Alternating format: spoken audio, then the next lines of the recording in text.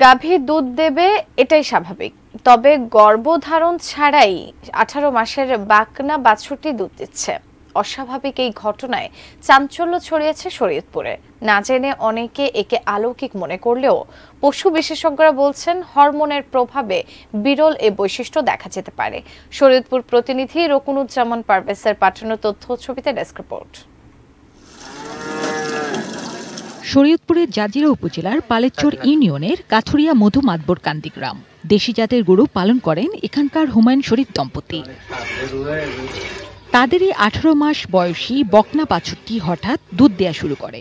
বাছুর প্রসব ছাড়াই গরুটি এভাবে দুধ দেয়া বিস্মিত বাড়ির লোকজন প্রথম সে দুধ ফেলে দিতেন।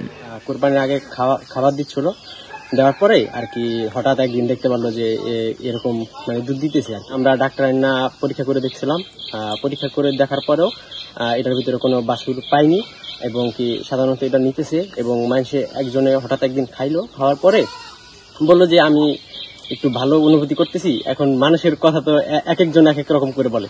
এখন হঠাৎ একজনে বলার পরে এখন একজনের থেকে আরেকজনে এরকম করে বলছে। এদিকে গর্ভধারণের আগেই বকনা বাছুরের দুগ্ধবতী হওয়ার ঘটনায় এলাকায় চাঞ্চল্যের সৃষ্টি হয়েছে। গরুটিকে দেখতে আসছেন অনেকে। কুসংস্কারের প্রভাবে কেউ মানত করে সে দুধ কিনেও নিচ্ছেন। অল্প বছর বাচ্চারা দুধ দেয়, ওই দুধ খাইলে যার দিয়ে নিয়ে খায় রোগ ব্যাধি মাফ হয়। তো আমরা দেখে সবাই অবাক, এলাকার মানুষ সবাই আসতেছে, দেখতেছি। অনেকে নিয়ে খাইয়া অনেকে বলছে আমাদের অনেক উপকৃত হইতেছি। আল্লাহর রহমতে এই দুধের বিনিময়ে হয়তো কেউ উপকৃত হয়েছে, এই কারণে এই দুধ পান করার পরে এই মানুষ বিভিন্ন মহিলা পুরুষ আসতেই আছে নিতেছে। অবশ্য বিশেষজ্ঞ অভিমত হলো বিরল হলেও এই ঘটনা অস্বাভাবিক বা অলৌকিক কিছু নয়। হরমোনের তারতম্যে প্রাণীদেহে নানা রকম পরিবর্তনের মতো এরকমও ঘটতে পারে।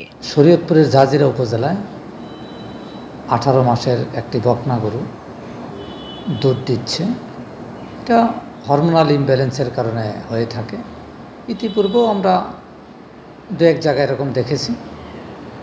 আসলে এটা কোনো রোগ না, এটা কোনো সমস্যা না। জিনিয়া ইসলাম, ডেস্ক রিপোর্ট, 18 নিউজ।